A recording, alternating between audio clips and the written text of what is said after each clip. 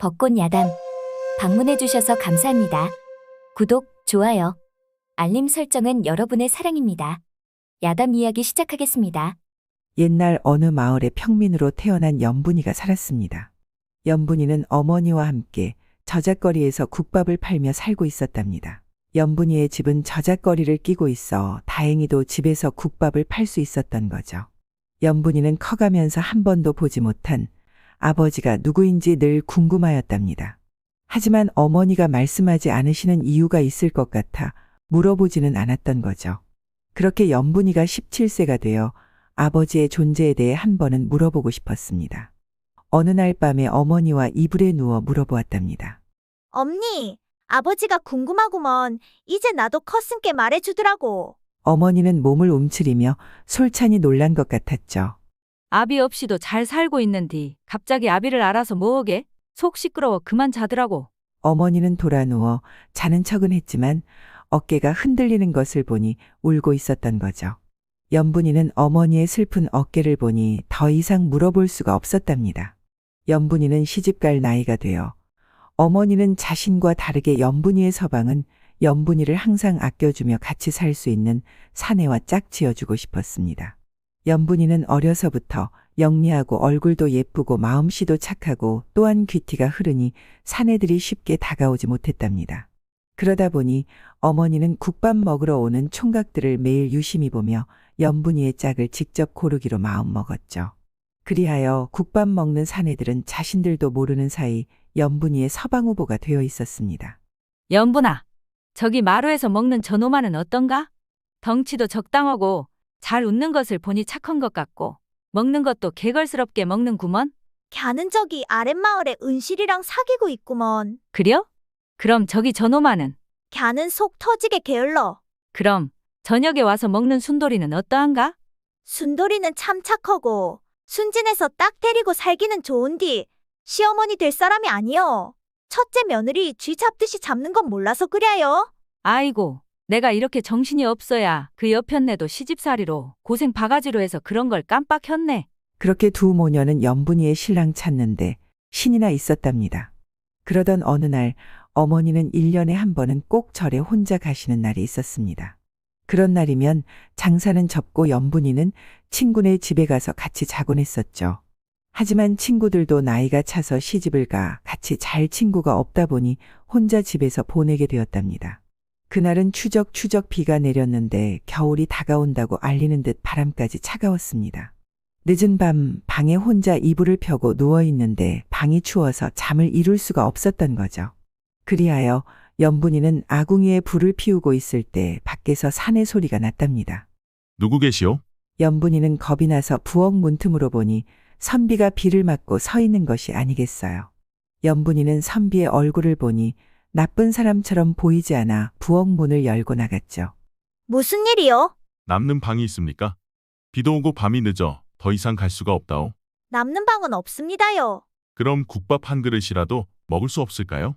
연분이는 국밥 정도면 괜찮다고 생각해서 선비를 따뜻한 방으로 들어가게 했습니다. 그리고 남아있던 국밥을 뜨끈하게 데워 방으로 가지고 들어갔답니다. 그런데 이게 웬일이랍니까? 선비는 갓을 벗고 젖은 옷은 벗어 벽에 걸어놓고 앉아있는 것이 아니겠어요. 연분이는 순간 놀라 눈이 동그랗게 뜨고는 선비를 쳐다보았답니다. 미안하오. 겉옷이 비에 젖어 입고 있으면 방에 물이 떨어질까봐 벗었다오. 선비도 혼자 있는 처녀방에 옷을 벗고 있었으니 자신이 생각이 짧았다고 생각을 했답니다. 선비는 일어나 연분이가 들고 있는 상을 받아들려고 상을 잡았는데 연분이의 손까지 잡게 되었던 거죠. 선비도 당황스러웠지만 연분이는 얼굴이 발그스레지면서 온몸이 뜨거워졌습니다. 선비도 처음 느끼는 설레임의 심장이 간질간질했죠. 선비는 한양에서 반듯하기로 소문이 난 사대부 가문의 외동아들 김유빈이었습니다. 그런데 김선비도 처음 느껴보는 감정에 심장은 요동을 치고 아랫도리는 바짝 긴장을 하고 있는 것이 아니겠어요. 김선비는 차분하게 감정을 다스리며 국밥을 먹기 시작했답니다. 그런데 국밥이 코로 들어가는지 입으로 들어가는지 모르게 우적우적 먹기만 했죠. 연분이는 선비님이 너무 급하게 드시는 것 같아 말하였습니다. 선비님, 체하겠습니다요. 천천히 드시지요. 선비는 연분이의 갑작스러운 말에 사례가 걸려 캑캑거리며 얼굴까지 빨개지는 것이 아니겠어요. 연분이는 선비님이 숨 넘어가듯 캑캑거려 자신도 모르게 물을 먹여주었답니다. 연분이도 모르게 한 행동이 선비의 마음에 불을 지펴 불구덩이로 만들었던 거죠. 김선비 나이 22세, 젊다 보니 생각보다는 몸이 먼저 움직이는 왕성한 나이였습니다. 김선비는 기침을 멈추고 옆에서 걱정하는 연분이 얼굴을 보았답니다. 그 얼굴이 어찌나 어여쁜지 김선비는 연분이의 앵두 같은 입술을 보는 순간 머금었죠. 연분이는 사내의 커다란 몸에 못 이겨 뒤로 넘어졌고 사내의 서투른 입맞춤은 연분이의 마음을 갖는데 충분하였습니다. 연분이도 선비의 입맞춤에 함께하니 선비는 허락을 받았다고 생각하는지 손도 바쁘게 움직였답니다. 사내는 호롱불을 입으로 끄고는 강한 남자가 되어 연분이를 소중히 안았죠. 이렇게 두 사람은 비바람 몰아치는 시끄러운 밤에 따뜻한 아랫목에서 한참 동안 젊음을 불태웠습니다. 그렇게 새벽이 되어 비바람도 멈추고 두 사람의 열기도 사그러지고 있었답니다. 선비는 연분이를 안고는 신분의 차이로 책임지지 못할 행동에 자책을 하고 있었죠. 그때 연분이는 선비의 마음을 아는지 말하였습니다. 하룻밤이지만 서로 느꼈던 감정을 부끄럽게 만들고 싶지는 않습니다. 연분낭자라고 했어. 난 연분낭자를 처음 보는 순간 심장이 뛰었다오. 이런 마음을 연모라고 한다면 난 연분낭자를 연모하고 있어. 저도 김선비님을 처음 보는 순간 제 심장도 뛰었지요. 그렇게 두 사람은 하룻밤에 연인이 되어 각자의 삶을 살아가게 되었답니다. 그러던 어느 날 연분이는 국밥 냄새를 맡는 순간 헛구역질이 나와 뒷마당으로 뛰어갔습니다. 헛구역질을 하는 연분이를 보고 놀란 어머니도 일하다 말고 뒷마당으로 갔죠. 연분아 아니제? 어미가 생각하는 것 그것은 아니제? 말을 해보더라고. 연분이는 아니라고 말할 수가 없었답니다. 연분이는 차라리 잘 되었다고 생각했습니다. 엄니, 차라리 잘 되었구먼. 우리 셋이 잘 살아보자고. 그러고는 머리를 혼자 올리면서 웃고 있는 딸을 보니 억장이 무너져 등짝을 퍽 소리나게 때렸죠. 엄니, 이제는 때리는 것도 금지요. 내 똥배에 아기 있자녀. 아이고, 속 없는 거사. 나 사는 꼴 보고도 그리 좋더냐? 엄니, 시집살이 안 하는 것만으로도 좋은 건 아니요. 그건 그라제. 아니 이것이. 그렇게 생각하자고. 사실 나 시집 가고 나면 늙은 엄니 혼자 될 것 생각하니까 잠도 오지 않았구먼. 어머니는 연분이의 속이 말이 아닐 거라 생각이 들어 좋게 생각하기로 했답니다. 그렇게 장사를 하고 있는데 지게를 메고 들어오는 사람이 있었습니다. 여기가 연분낭자 집인가요? 네 그런디요. 잘 찾아왔네. 이것을 어디에 놓을까요? 이게 다 뭐다요? 누군지는 자세하게는 모르. 과거 시험 보러 가던 길이었는데 연분낭자의 보살핌에 장원급제까지 하게 되었다며 감사의 뜻으로 드린다고 했소이다. 연분이는 누구인지 알기에 눈물이 앞을 가렸죠. 김선비는 연분이가 살아가는데 부족함 없이 살 수 있도록 비단, 쌀, 폐물 그리고 집 문서까지 주었답니다. 밤이 되어 연분이는 배를 소중하게 안고는 김선비님이 자신을 기억하고 있다라는 것만으로도 기뻤습니다. 연분이는 김선비님이 주신 기와집에 여인전을 만들고 국밥집을 판 돈으로 장사 미천을 만들었죠. 여인전은 점점 입소문이 나면서 활발하게 운영이 되기 시작하였답니다. 그렇게 9개월이 지나 연분이는 아주 튼튼하고 잘생긴 아들을 낳았죠. 연분이 아들 이름은 건우였습니다. 어느 날 늦은 밤, 담 너머 웅성웅성하는 소리가 들려 연분이가 마당으로 나갔습니다. 여기로 낯선 사내 한 명이 들어오지 않았어? 무슨 일 있는 건가요? 강도요. 아니요. 없으면 되었어. 그러고는 다른 집으로 이동하였답니다. 그때 뒷마당에서 검은 그림자가 보였죠. 연분이는 너무 놀라 소리도 못 지르고 서 있었는데 익숙한 목소리가 들려왔습니다. 연분낭자요? 이건 김선비님의 목소리였습니다. 김선비님, 일단 방으로 들어가시지요. 김선비는 방에 들어가 누워있는 아기를 보고는 얼음이 된 것처럼 서 있는 것이 아니겠어요. 연분이는 김선비의 표정을 보니 많이 놀란 듯하여 아기를 안아 김선비 품에 안겨주었습니다.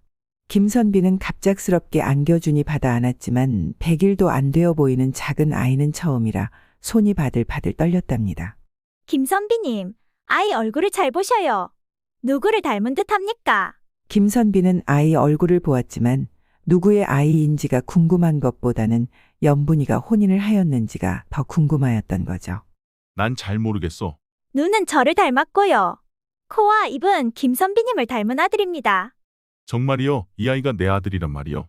김선비는 가슴이 찡해 오면서 이 작은 꼬맹이가 자신의 아이라 생각하니 가슴이 벅차 오르고 눈물이 났답니다. 그렇게 한참 동안 아이 얼굴을 흐뭇한 미소로 바라보았죠. 연분이는 그런 김선비를 바라보며 얼굴이 많이 야윈 듯하여 걱정이 되었습니다. 선비님, 무슨 일 있으신가요?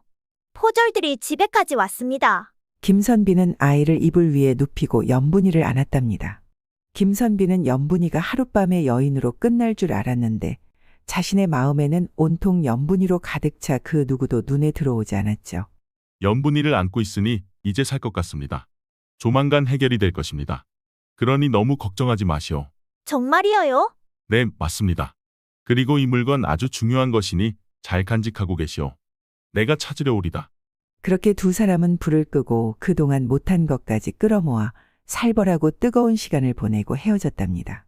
그렇게 시간을 흘러 아침밥을 먹는데 연분이가 헛구역질을 하는 것이 아니겠어요. 연분아, 또 그것은 아니제? 이번에는 어느 놈이여? 건우 아버지요, 건우 아버지. 건우 아버지, 아이고, 내 사위구먼. 어찌 사위 얼굴은 한 번도 보지를 못했는데 손주들만 만들고 가버리는지 다음에 오거든 장모가 사위 얼굴 보고 싶다고 말 좀 해다오. 알았구먼. 그렇게 또 시간이 흘러 연분이는 딸을 낳았죠. 그런데 김선비는 오지는 않고 소식도 없으니 연분이는 점점 걱정이 되었답니다. 한편 김선비는 옥에서 고신을 당하고 있었습니다. 그것이 어디 있는지 말하여라.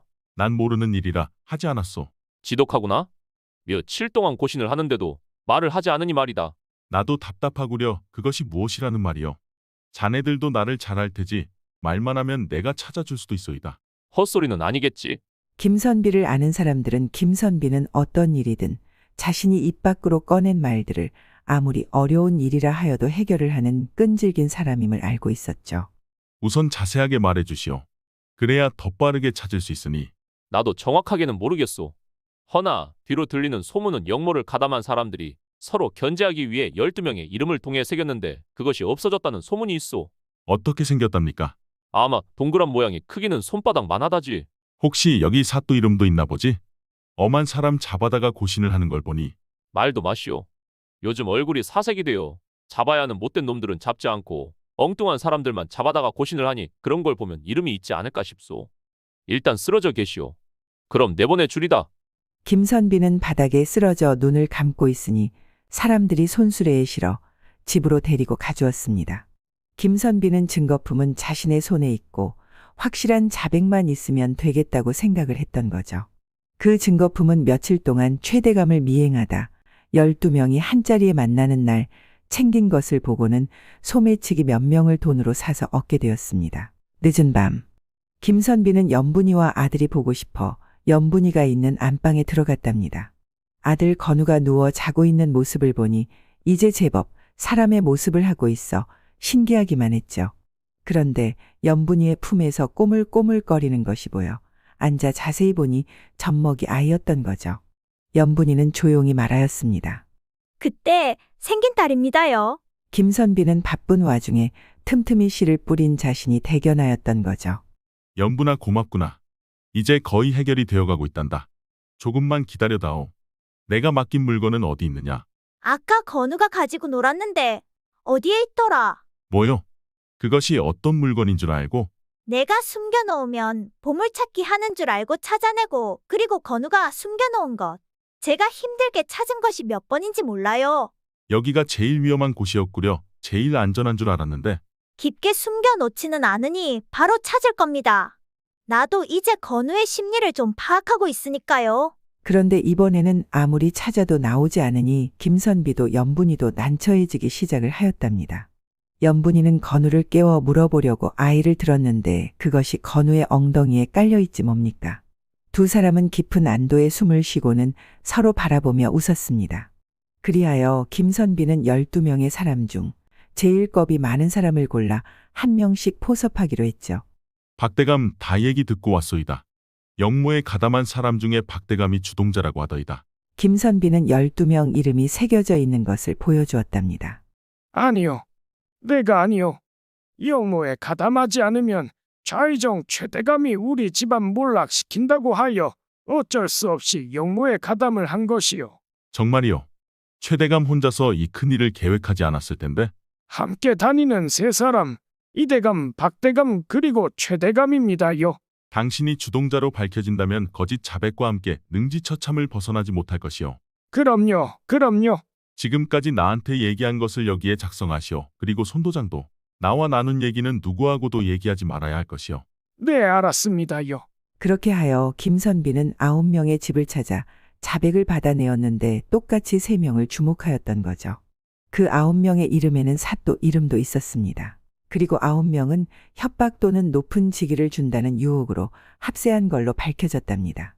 그리하여 최대감 외 2명은 영모죄로 차명을 시키고 삼족을 멸하였으며 9명은 유배지로 보내지고 가족들은 노비가 되었다고 합니다. 김선비는 2년에 걸쳐 영모 관련 일을 마무리하게 되었습니다. 김선비는 그러하였습니다. 뼈대 깊은 사대부 집에서 태어나 집안에서 정해준 여인과 과거급제를 하면 바로 혼인하기로 되어 있었던 거죠. 그런데 연분이를 만나 연모하는 마음과 신비한 황홀감까지 알게 된 이후 그 누구하고도 혼인하고 싶지 않았답니다. 그리하여 아버지께 말씀드리니 평민인 여인과 혼인은 있을 수 없다며 호통을 치셨죠. 김선비는 연분이와 혼인할 수 있는 방법을 찾기 위해 고심하고 있었습니다. 그런데 동무들과 함께 있는 자리에서 한 동무가 말하였답니다. 자네들 그 얘기 들었는가? 지금 조정이 발칵 뒤집어졌다네? 무슨 일이 있나? 아, 글쎄. 영모를 꾀하려는 무리가 있다고 하는데 누구인지 밝혀내지 못하고 있다네? 그게 정말인가? 김선비는 이것이다 싶어 아버지를 찾아갔습니다. 아버지, 제가 영모자들을 밝혀내면 연분이와 혼인을 허락해 주세요. 아니, 내가 그 일을 어떻게 알았느냐? 저도 그 정도는 알 수 있는 나이이지요. 아버지는 한참을 생각을 하셨습니다. 조정에서는 서로 의심하는 눈초리만 깊어갈 뿐 누구도 이 일을 해결하겠다고 나서는 사람들이 없었으니까요. 자신조차 심증은 있지만 증거를 찾기가 너무 힘이 들었던 거죠. 그런데 아들이 하겠다고 하니 놀라지 않을 수가 없었습니다. 아들의 성품으로 본다면 한 번 말한 것은 지키는 아들이라는 것을 알기에 한편으로 걱정도 되었답니다. 그래, 좋다. 내가 할 수 있다면 해보거라. 이 일이 해결이 되면 연분이와 혼인할 수 있게 허락을 하겠으니. 아버지, 감사합니다. 연분이라는 아이가 그리 좋더냐? 저를 새로 태어나게 해준 사람입니다. 생각이 바뀌니 이 일도 해결할 수 있는 방법을 찾을 수 있었던 거죠. 이렇게 하여 연분이의 혼인을 허락받았던 거였죠. 상견례하는 날 꽃가마에서 아장아장 걸어 나오는 아이를 아들이 안고 꽃가마에서 여인이 내렸는데 젖먹이 아기를 안고 내리는 것이 아니겠어요. 그리고 한 분은 사돈 어른 같았지만 나이가 젊어 보였답니다. 김대감과 부인은 넋을 놓고 마당에서 보고 있었죠. 그런데 아들이 아는 아이를 보니 아들하고 똑같이 생긴 것이 아니겠어요. 김대감과 부인은 그제야 손주라는 것을 알고는 밝게 웃으며 맞이하였습니다. 아들아, 그 바쁜 와중에 열심히 살았구나. 김대감의 집안은 손이 귀한 집안인데 이렇게 손주가 둘이나 생겼으니 집안 경사가 아니겠습니까? 이런 모습을 지켜보고 있던 연분이 어머니가 연분이한테 조용히 말했습니다. 우리 딸 장어다. 이런 집안의 외동아들과 혼인할 수 있는 것은 우리 딸의 능력이구먼. 그러니 누구한테도 귀 죽지 말고 살아라. 알았지? 엄니, 나는 엄니랑 장사하며 살 거구먼. 그래서 우리 집 옆집 이사한다고 해서 그 집 샀어라. 뭐여? 사위랑은 얘기한 거요? 그라제, 서방님이 들어와서 산다고 했어라. 아이고, 우리 딸이 최고구먼. 행복한 가정을 뜻하는 군가수복이란 한자성어가 있습니다. 군자다운 집안이라야 행복한 가정이라는 뜻으로 세상을 살면서 가장 큰 가치를 가정의 행복에 둔다면 그 외 나머지 가치는 저절로 따라오기 마련이라는 뜻으로 쓰이고 있습니다. 벚꽃 야담. 구독, 좋아요, 따뜻한 댓글은 여러분의 사랑입니다. 이 영상을 보시는 모든 분들이 벚꽃 야담과 좋은 인연을 맺어 항상 행복이 가득하셨으면 좋겠습니다. 오늘도 행복한 하루 보내세요.